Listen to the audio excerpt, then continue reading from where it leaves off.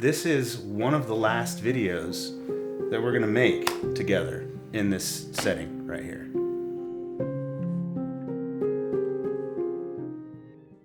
Welcome to Worship Tutorials. Today we're gonna do a studio tour.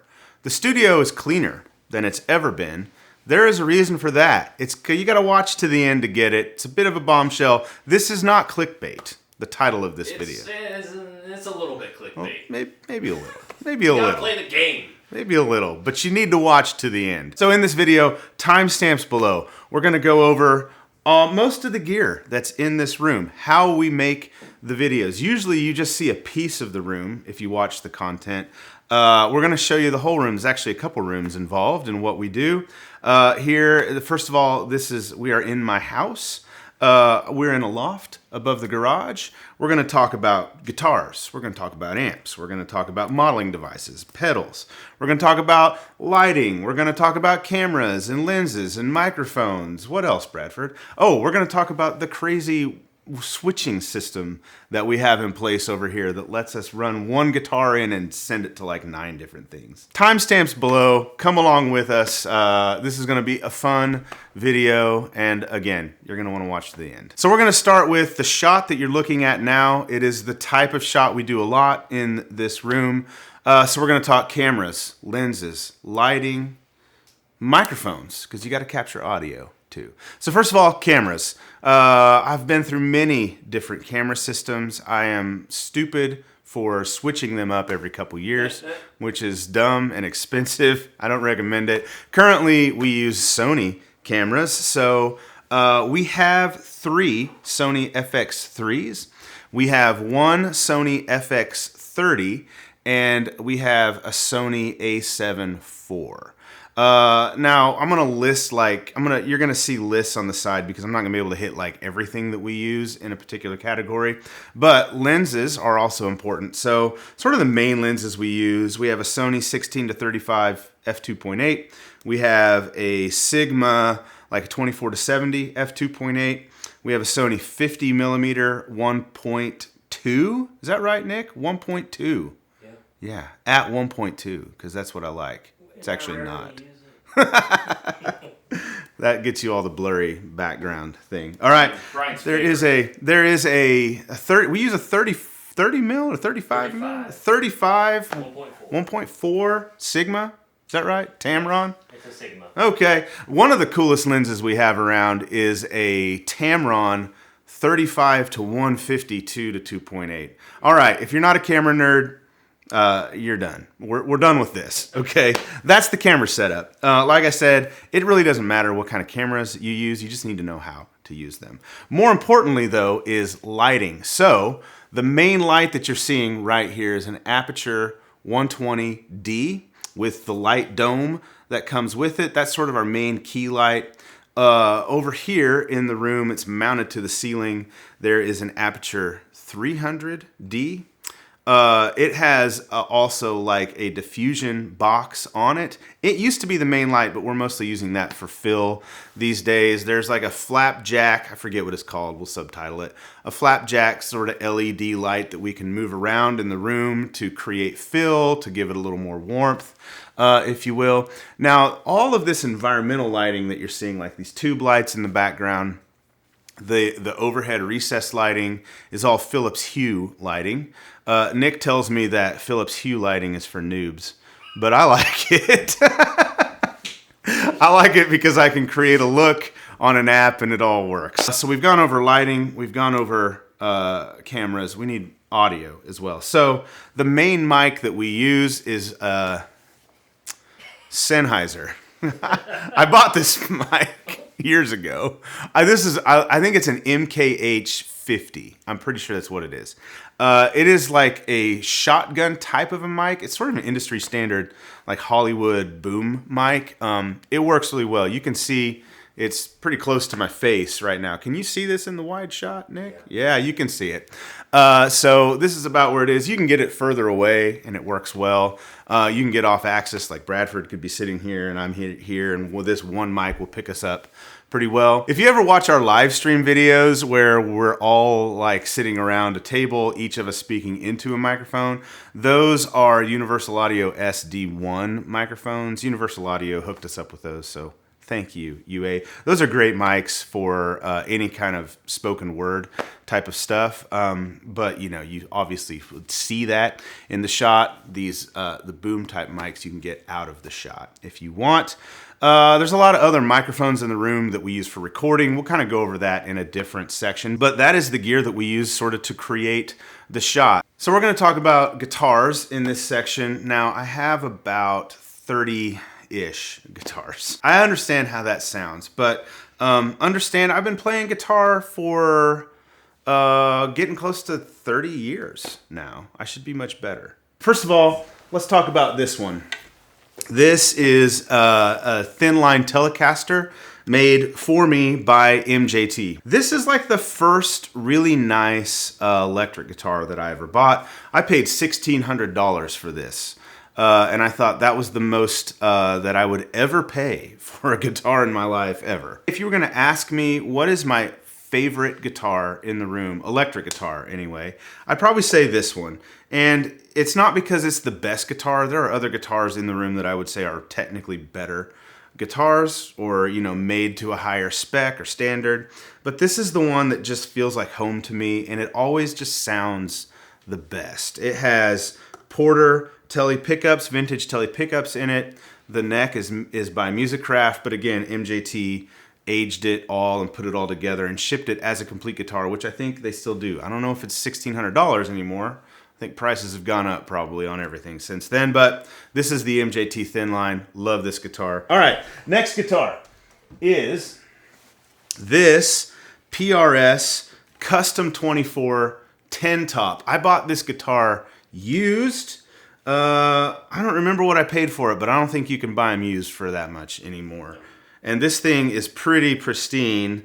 Of course, I've put some play wear on it over the years. I bought this as a 40th birthday present to myself. This guitar sort of kickstarted our relationship with PRS. And I bought this guitar and like the marketing manager for PRS reached out to me and said, hey, that thing is awesome. What do you guys think about working with PRS? So we have ever since, and we love PRS. I have a handful of other PRS guitars. In fact, I'm going to talk about one more in just a bit, but this Custom 24 is just an insane guitar. All right, the next one is, I'd say this is one of the guitars that kicked off our relationship with Shelton Electric Instruments. Shelton has been sending us guitars over the years to demo.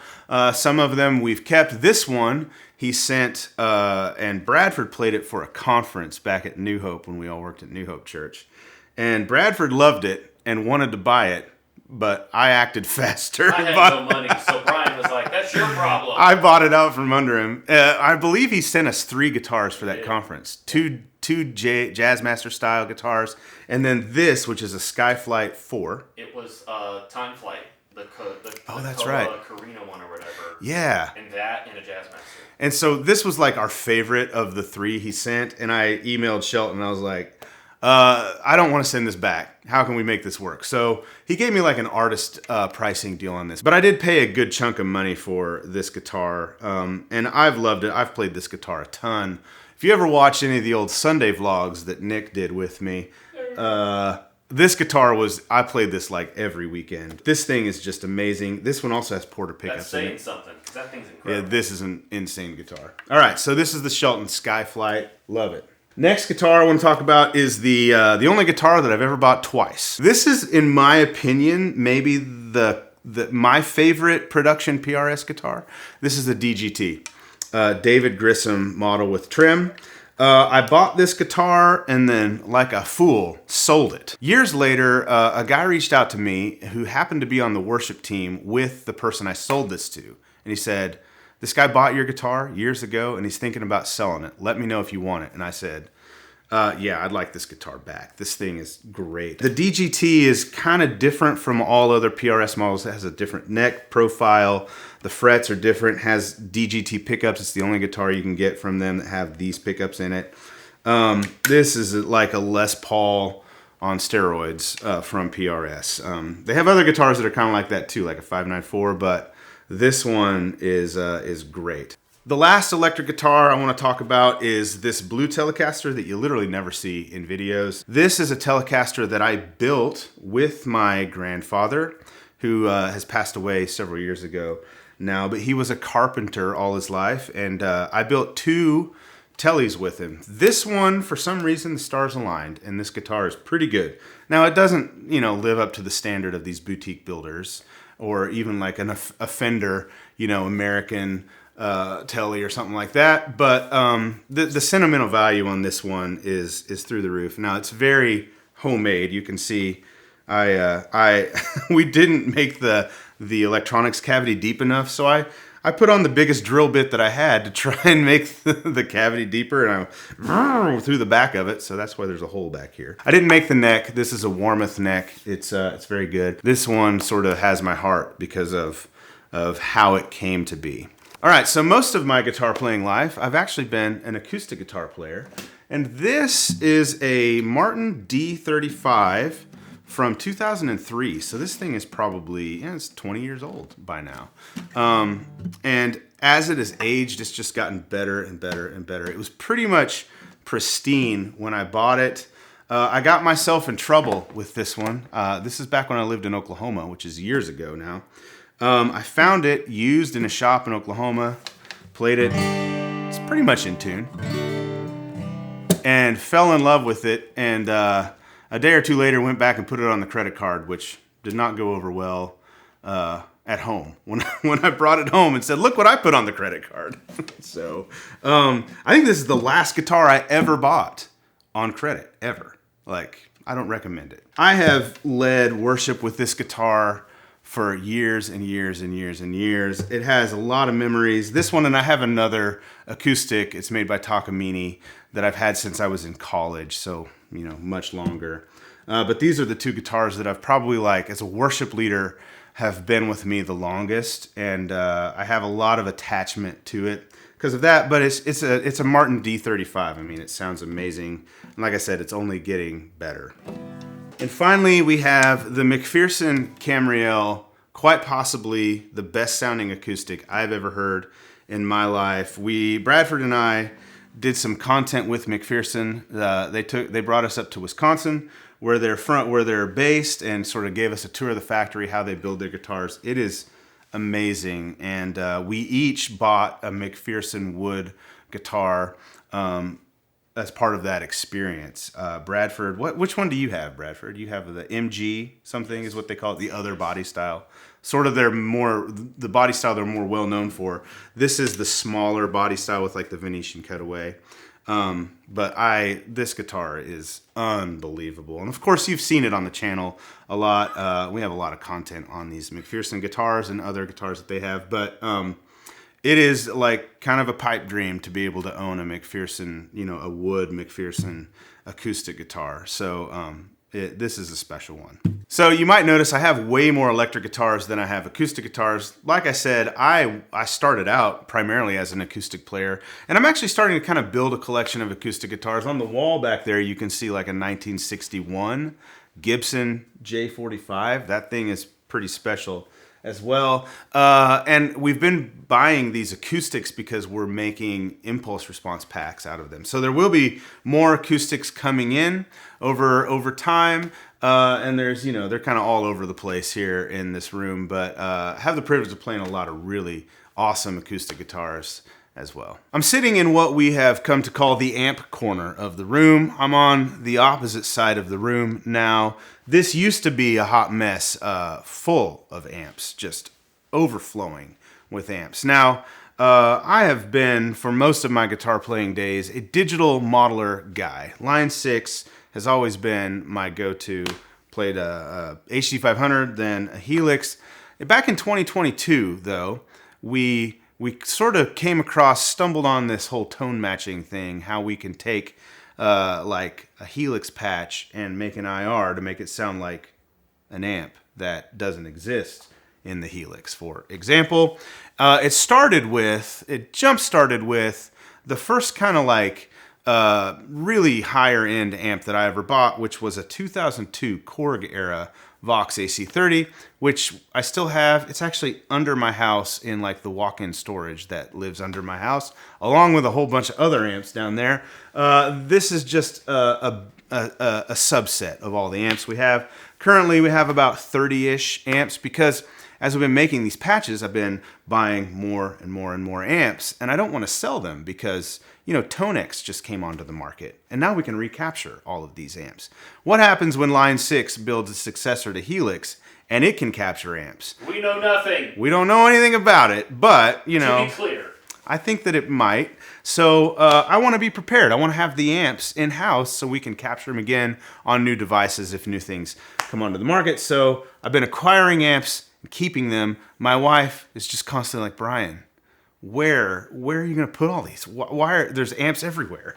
And so, you know, I've had to get creative with storage, but I want to talk about a few of these that have come to be sort of my favorites. This one, this red matchless, is a 1994 C30. It's called an SC30. You might have heard of the DC30. The SC30 means it's a single 12 speaker. DC30 means dual speakers, so two 12-inch speakers. This one's from 94, which is the fabled Samson era. From Matchless, this thing is pristine. It looks like it was built, you know, just today. It's almost brand new looking. Found it used in a shop in Virginia. So Bradford and I hopped in a car and drove to Virginia and bought this along with like a 60s Supro and this 67 Vibrolux all in one trip. That was an expensive one, but it has paid off for us at Worship Tutorials. So this is a 94 C30. Love it. Obviously, we love matchless amps. I'm building a collection. There's a Laurel Canyon over here. There is a Clubman over there by the desk. There's a Chieftain here. We have a Lightning. Bradford has a Lightning, 210 Lightning, which is really cool. So lots of matchless stuff. It's one of our favorite all-time amp builders here at Worship Tutorials, and it's embraced by the praise and worship community. I mentioned the 02 Korg era Vox AC30. It's not the only Vox that I have. This is a 1964 vintage AC30 top boost. If you listen to Queen or U2 or even the Beatles, you've heard an amp from this era. Not this amp, but early to mid 60s Vox AC30. This is like the holy grail right here. This has original Silver Bell speakers in it. This one is like, it's old, you know, so every time I turn it on, I feel like it's going to catch fire. It sounds unreal, but it's not an amp that I would like take to a gig with me. That would be the Matchless. Or actually, that would be, I don't know what I would take to a gig with me. That's an interesting, maybe we'll make a video on that. There's some old Fenders in the room. Behind me is a Princeton from 1965. It is or is it 64? I can't remember. I'll have to look at the serial number. But it's a non-reverb Princeton. Like I mentioned, here is a 67 Vibrolux. Directly behind me is a 1964 Fender Pro with a 15-inch speaker. It's kind of like the poor man's Vibroverb. The Vibroverb is made famous by Stevie Ray Vaughan. You can't get those for under $10,000, a vintage one.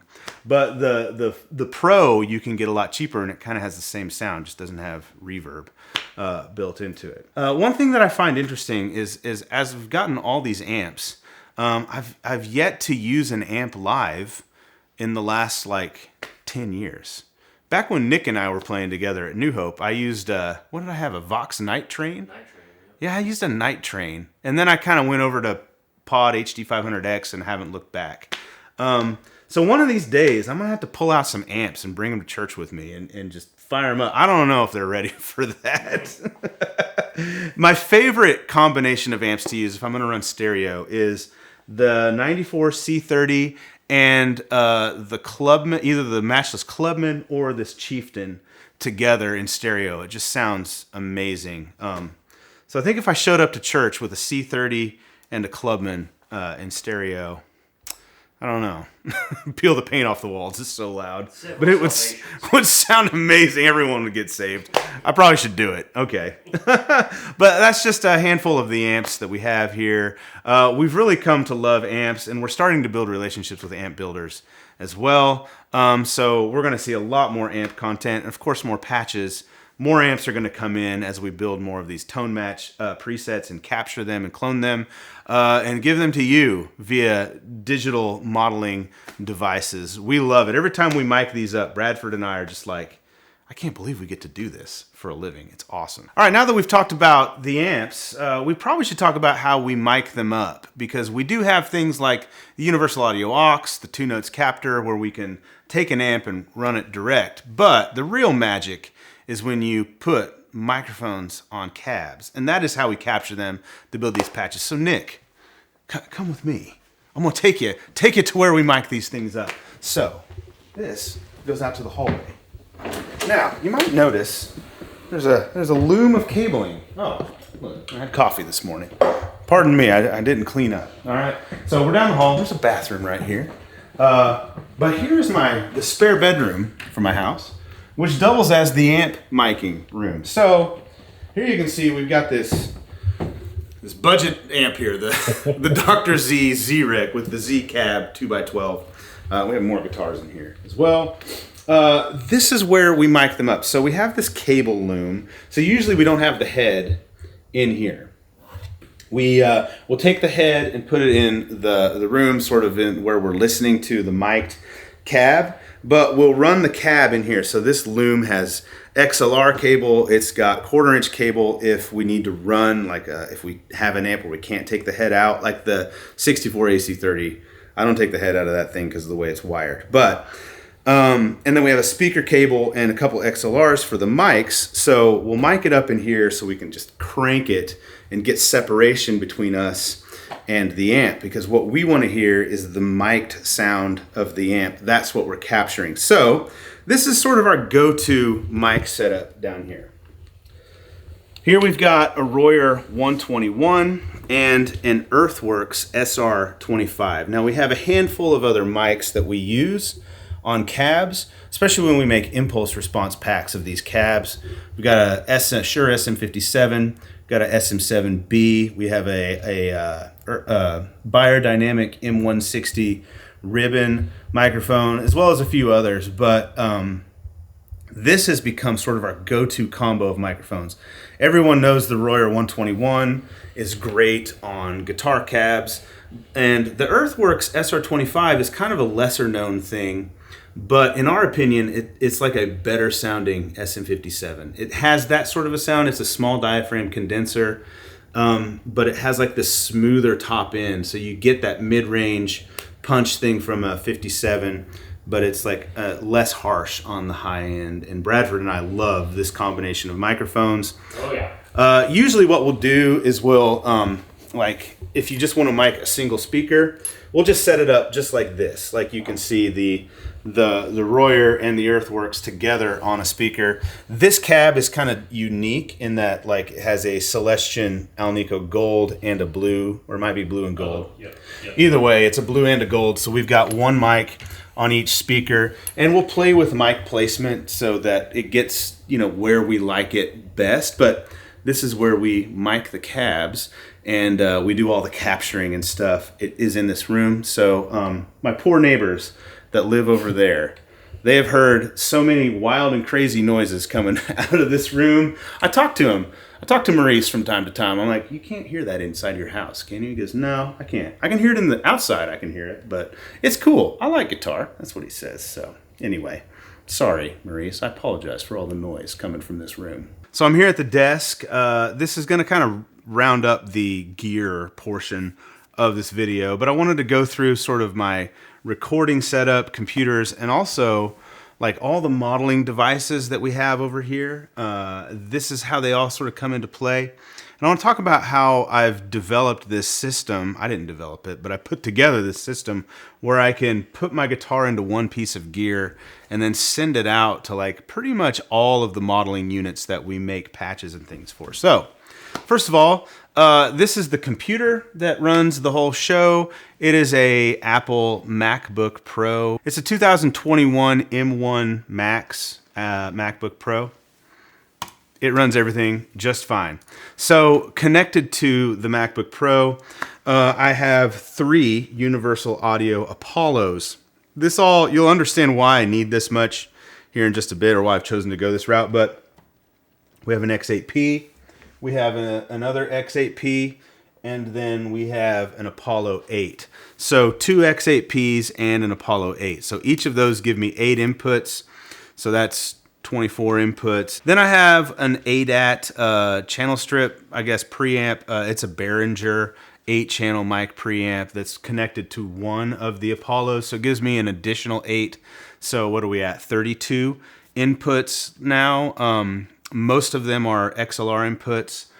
Some of them just 1/4-inch inputs. So I could track a whole band with this setup, but really the reason that I have like all of these Apollos plus the Behringer ADAT preamp strung together is so I can run multiple different guitar multi-effects modeling devices in at the same time. So currently I have, let's count them. The Kemper, all of these are stereo. The Kemper, the Axe-FX3, the FM3, the FM9, the HX Stomp, the Line 6 Helix, the Quad Cortex, 2 Universal Audio AUXes plugged in, all of them plugged in at the same time into the Apollos. And then what I do is I have this RJM effect gizmo. So this is actually a rack mount MIDI controllable like effect switcher that RJM makes. RJM makes really high-end stuff. So what I can do is I can plug my guitar in. It says input. I actually plug it in down here. It's just like inputs and outputs that's connected to all of these pieces of hardware. So I plug the guitar in and it goes into the effect gizmo. Now from here, I can send my guitar to the Helix, to the Axe-FX3, to the Quad Cortex, to the Kemper, to the FM3, to the FM9, to the Stomp, and I also I plug the Pod Go whenever I'm not using Stomp and I want Pod Go. I just use that set of inputs and outputs. This is a miscellaneous then output that I can send. Usually what I do is I send that to a pedal board, which can then be connected to amps and auxes and things like that. And then I can also record the direct signal of the guitar if I want to, like if we're doing a song playthrough, I can record the guitar direct and then I can reamp it through anything else that I want. So this all happens at the same time. My guitar gets plugged into one thing, then I can send it to any of these 9 or 10 different devices that are all running through the Apollos. All right, so let's move on to some studio type of gear. We have some preamps over here as well. This is a Neve 1073 DPX. So this is a stereo Neve 1073 preamp with the 1073 EQ. This is pretty much like what we run when we capture amps. These 2 XLR cables are the 2 cables that are running that loom that go into the spare bedroom where the amp gets mic'd up. I'll also record vocals and acoustic guitars through this preamp as well. It's a killer sounding preamp. I also have the ability in Logic, I can take pre-recorded material and run it through this preamp, and it's stereo, which is nice. So I can run stereo signals through it and EQ it right here. Kind of off camera over here behind the computer is a Black Lion Bluey, which is an 1176 compressor. That is actually in the insert of channel 1 of this Neve preamp. So it's sort of my vocal recording chain as well. I'll run a vocal in here and I'll compress it with the Bluey. You can do that for acoustic guitar. The other preamp, like analog preamp that I have, it's the running joke here at Worship Tutorials, Nick, that there's a Universal Audio LA610, but Nick is going to capture it on video for us so we can prove that it exists. So there's a UA LA610, which is a LA2A compressor and a 610 preamp, all in one box. Great sounding preamp. Works well for vocals, but it really shines on bass guitar and acoustic guitar. So along with these studio sort of analog recording devices, I can speak quickly about the microphones that we use for recording these kinds of sources. I have a Telefunken TF51 and a Telefunken TF47. These are large diaphragm condenser microphones based on the 251 and the U47, which are like legendary unobtainium kind of microphones. The Telefunken TF series line it's not cheap, but for what they cost, it's a great value, very high-end microphones. Also use a Universal Audio Sphere a lot. That's a modeling microphone. I used to use a Slate modeling microphone a lot as well. Both of those great sounding options to get different flavors of microphone inputs for all kinds of sources, like when we do song videos, record acoustic guitars, vocals, any kind of like really high-end studio type recording you want to do, that is what I'll use to do it. So really I have everything here needed to like record a full project except for tracking live drums, which is not something that happens here much. We've done it before. When we do it, usually the drummer that we use, Jimmy Rod, he has his own like recording setup, so he'll bring it with him, microphones and everything. But we have the inputs for it when we need it. So that's sort of how everything works. The other thing that's very important is monitoring. So the monitors that I use up here, Dynaudio BM5 Mark II, I think. Mark III, Mark II, I can't remember. We'll subtitle what I've got exactly. I believe they're 7-inch monitors. Fuller turned me on to these. He uses these in his studio. I really like them as well. I feel like they're a nice, accurate, representation of the source material. So pretty much everything that we monitor comes through these. And I also have a number of headphones that I use. These are Allo Audio Studio headphones.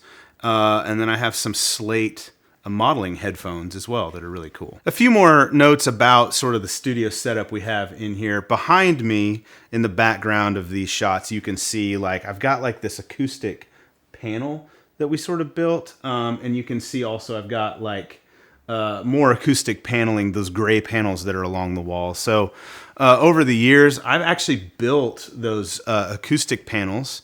I use like some acoustic material, and I can link below what I use to build those. But I just built frames, and I bought, the paneling that you can buy, like the fiberglass inserts. I can't remember exactly the product name, but then I upholstered them, with fabric.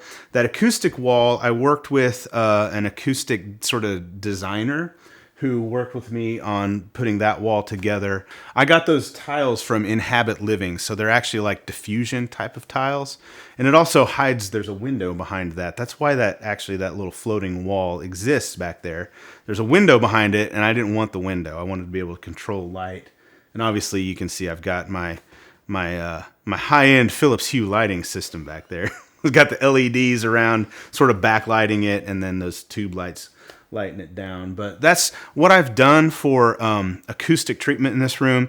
I actually had a plan to do a lot more acoustic treatment, but you're going to find out here in a little bit in this video why I haven't gone through with that. But that is a very important piece if you're going to put like a studio together, treating the room. Like a lot of people want to invest in high-end monitors or headphones. Headphones are good to invest in, but like monitoring systems, you got to treat your room first. And you don't have to go crazy with it. Like I said, most of mine is homemade DIY stuff, but it really helps knock down reflections in this room, makes it better for tracking and mixing in. So before we wrap this up and get to the clickbait that we've been talking about and referencing throughout the whole thing, I want to show you like some of the storage solutions that I've put together in here, like on the other side of the room. You really don't ever see this part of the room, but we'll talk about how we put this together. So like I said, this is not like a part of the room that you see really ever in content, but as we accumulated more and more and more stuff, it became apparent that we needed like a storage type of a solution. So Nick and I sort of designed this whole setup. This is all IKEA stuff that we put in and installed and sort of designed around this part of the room. So here you can see this is camera storage central. It's empty because we're using the cameras right now. if that makes any sense. We do have some lenses in here. Here's the 35 1.4. Anyway, so we got camera storage here, miscellaneous kind of storage here. Look at how many power cables I have. That is just full of IEC cables. Does anyone need an IEC cable? I have too many. We got a TV down here with an Xbox, of course, so I can play some Madden from time to time. I still have to be a kid every once in a while. It's getting chock full of like pedals. Here we got the UA amp pedals sitting up here. We didn't talk about this in the camera section, but this is an iFootage motorized slider. These things are awesome. So if you see any shots that move, like they don't look like a human could go that smooth, that's this thing. But this is just kind of like a catch-all area where we can just put all the stuff that we have. All right. Well, hello, Bradford. Welcome. Hello. Welcome to the studio tour video. Thank you. I feel very pleased to be here. This brings us to the next part of this video, the clickbait, if you will. The legit bait. Yeah. So I wanna start off by saying this. I'm gonna ask you a question. Have you ever worked on something, towards something, and you poured your heart and your soul into it? And I'm thinking about worship tutorials. And at first, it was like nights and weekends, it was a hobby. I had a full-time job, multiple different kinds of jobs, and I would make content over the years, and it would just grow and grow and grow. And then it became like, oh, I can maybe do this. Bradford's playing a sad song. And it's appropriate to play a sad song. And it grows, and it becomes something you never dreamed it would be. And you continue to pour your heart and your soul into it, and you bring in people like Bradford and Nick, your best friends, who offer enormous amounts of talent and resourcing, and they can do things better than you can, and they help you build something. And it grows, and it becomes successful. But then life happens, and something comes along that changes this whole dynamic. And then you start to feel fear, like, now what happens after this change? Are things going to continue to go up to the right? Is this whole thing going to fail? There's more people involved, it's not just my livelihood now, it's other people's livelihoods. And what happens if it fails? And that's where we are. Were you playing Carolina on my mind there, Bradford? I was. How appropriate. It kind of brings me to this last point, Bradford. This is one of the last videos that we're going to make together in this setting right here. Because I'm moving, and Bradford is not moving. And worship tutorials is going to change a little bit. It's going to have to change. So the reason that my family is moving it has to do with my wife's career, and she has a great opportunity ahead of her. And while we're sad to leave, my family is sad to leave. We love it here in Chapel Hill, North Carolina. Love the people that we're around. We are really excited about what this can mean for her and her career. And I can continue to make worship tutorials happen. I work from home, but the difficulty in it comes in that, Bradford, you're not really in a place where you can pick up and move right now. So Bradford and I we're going to have worship tutorials Birmingham, that's where we're going, and WT Chapel Hill. We're going to have separate locations. Now it's WT Durham, but it'll be Chapel Hill. One channel, multiple locations. We used to work in a one church, multiple location situation. After 8 years of Brian begging me to move to Chapel Hill. Gosh, I have been. I bought land in Chapel Hill. Not even 2 months after it closed, Brian goes, well, Bradford, I'm moving. It came out of absolutely nowhere. Yeah, and I was like... It blindsided us a little funny bit. joke, bro. Honestly, yeah. I think most people aren't even going to notice, A, or B. Hopefully. Probably won't even care. And like, they're taking this, but it affects us more, probably. Yeah. So it's true. If you've noticed, you've been seeing some content coming from Bradford's house lately. We've been trying to dial We've been gearing it up. Nick has been helping dial in the content with Bradford, and we're going to continue to do the things that we do. Bradford's going to be spending some time in Birmingham, at my house, from time to time after I move down there. Get some frequent flyer miles. That's right. I got a card that's double miles, man. Or triple, maybe. I don't know. Oh. I'm going to put everything on it. So Worship Tutorials is going to continue on. This isn't one of those, the clickbait. I quit. this is the end. I brought up that every content maker, every YouTuber has to do a video titled something like "I quit" or whatever. And though most people probably realize it's not true, they're not quitting. People still don't want to take the gamble and they want to watch the video. So that's why we labeled it like we did. We're not quitting, but things are going to be a little different. That said, Worship Tutorials is going to continue as it is right now. Bradford and I are going to continue to make the awesome patches that we have been making. And if the pandemic really has taught us anything, it's that like people can work remotely together and do things as efficiently or sometimes even more efficiently than you can when you're in the same space at the same time. Although Bradford is one of my best friends in the world, and I'm really going to miss, living in the same city. But we'll see one another from time to time as we travel here and there. We have spent a lot of time sitting this close to each apart. other It's for actually multiple hours. It's actually been closer. Yeah, we've been closer. There are times where we sat farther apart, but also I often would sit behind Brian so I could also too hear stereo. Yeah. So we've spent a lot of time sitting very close together. That's right. And listening to things over and over again, only to destroy the patch we created and be like, we need to start over after spending all day on it. Yeah, but this legitimately might be the last video you and I make sitting in these two chairs in this position right here. That's kind of weird. It hit me as Nick was setting up the shots. Yeah, and I was playing Carolina on my mic. Yeah, how appropriate for that song. So Nick has also been a big part of the channel in the last how long 2 years almost, Nick? 2 years. 2 years. Nick has been more with us. Intentionally. Like he was in the channel like before I was actually. Oh yeah. Well, Nick and I go. I don't know if you back. know this, but Nick is Rick Squire. Nick is Rick Squire. I'm so sorry if I destroyed the illusion for you there. Nick is coming to Birmingham, and I'm very excited. Unless I can make him a better offer. Whoa! We're gonna get into a bidding war. And we're still gonna work together with Fuller. Fuller's still gonna be around. I'm gonna miss Fuller. I can do that. Yeah, so things are going to be different at Worship Tutorials. I'm actually going to plan to take you along as I build version whatever of Worship Tutorials HQ. I think we're up to like version 4. Nick is going to help me vlog the setup of the new studio when we get set up down there in Birmingham. I have a bigger space now. Got a place with a bigger basement. I've always wanted to be in a basement. I don't know why, but it's going to be so much cooler. I got a special room set up, hopefully, and for cooler. like miking amps and really just turning them up all the way, which we already do. But hopefully, your neighbors, we said that. Your neighbors hopefully the neighbors won't be hearing it as much this time around.